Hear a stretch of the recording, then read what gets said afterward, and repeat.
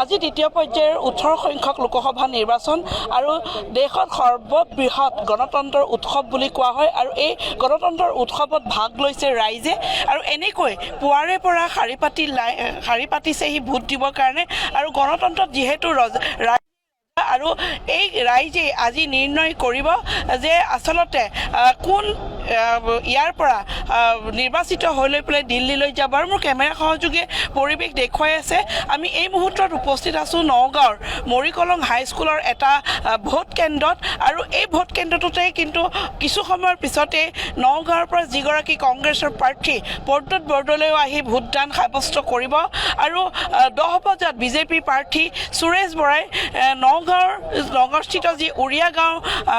school আছে high school আছে তাতেই ভোটদান সাব্যস্ত কৰিব আৰু এই মুহূৰ্তত দেখা পাই আছে কেমেৰা সহযোগে দেখুৱাই আছে আমাৰ দৰ্শকক এনেকৈ পুৱাৰে পৰাই হাতত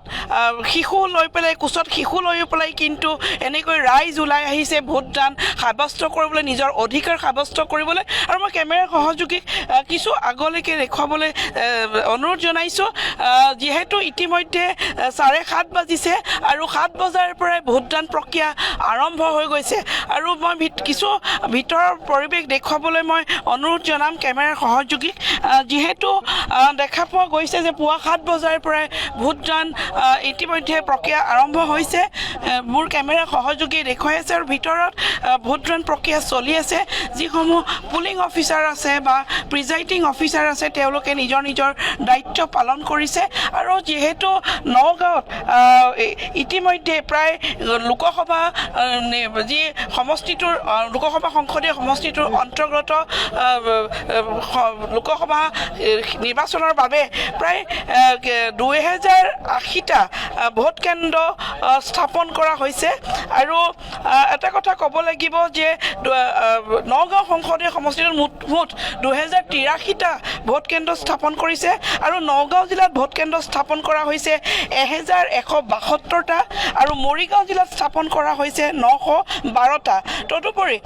40টা আদৰ্শ ভোট কেন্দ্ৰ হিচাপে স্থাপন কৰিছে আৰু এইকেইটা ভোট কেন্দ্ৰ মহিলাই পৰিচালিত কৰিব আৰু 2টাকৈ ভোট কেন্দ্ৰ বিকলাংগসকলৰ কাৰণে স্থাপন কৰা হৈছে আমি কিছু মন্তব্য ল'বলৈ আগবাঢ়িম যিহেতু এগৰাকী আইতা আছে আপুনি কিমান সময়ৰ পৰা ইয়াতে আহি পেলাই শাৰী পাতিছে 7টা মানৰ পৰা আহি আছোহি যিহেতু গণতন্ত্ৰত ৰাইজেই ৰজা আপুনি কিমান বছৰ হ'ল এনেকৈ ভোটদান দি আছে কিমান বছৰ হ'ল এতিয়া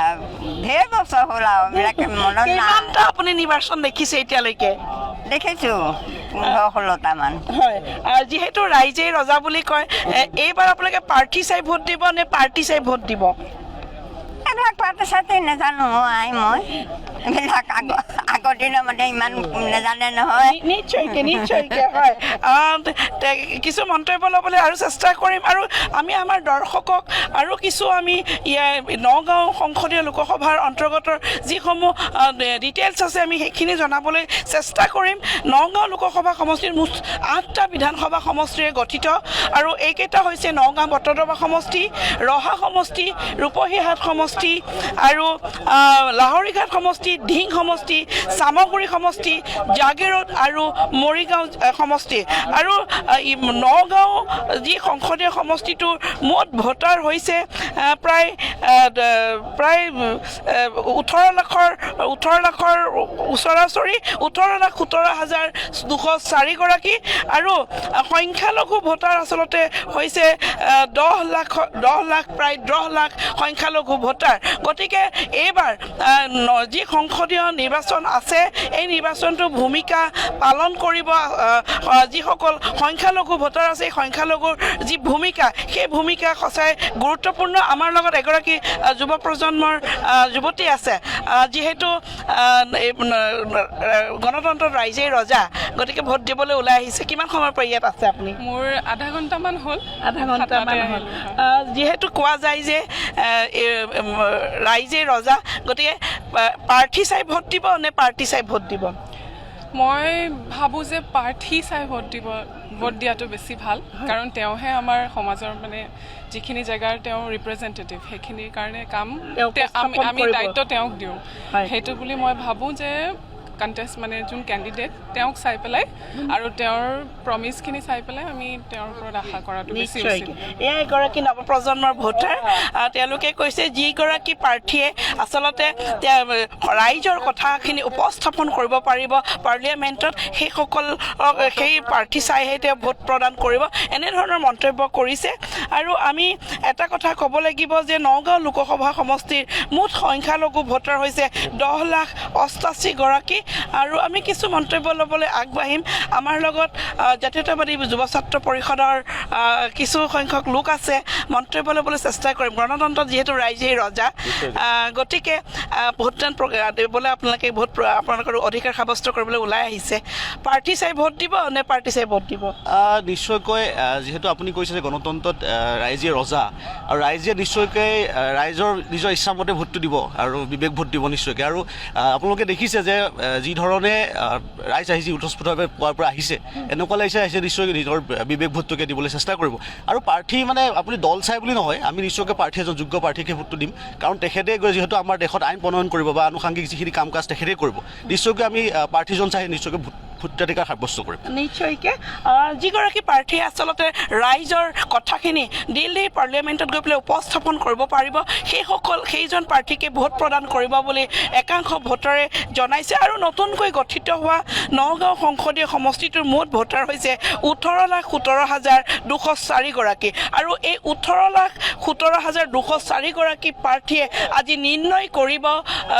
কংগ্ৰেছৰ পৰা প্ৰদ্যুৎ বৰদলৈ, বিজেপিৰ সুৰেশ বৰা, AIADFৰ আমিনুল ইছলাম সহ 13গৰাকীকৈ প্ৰাৰ্থীৰ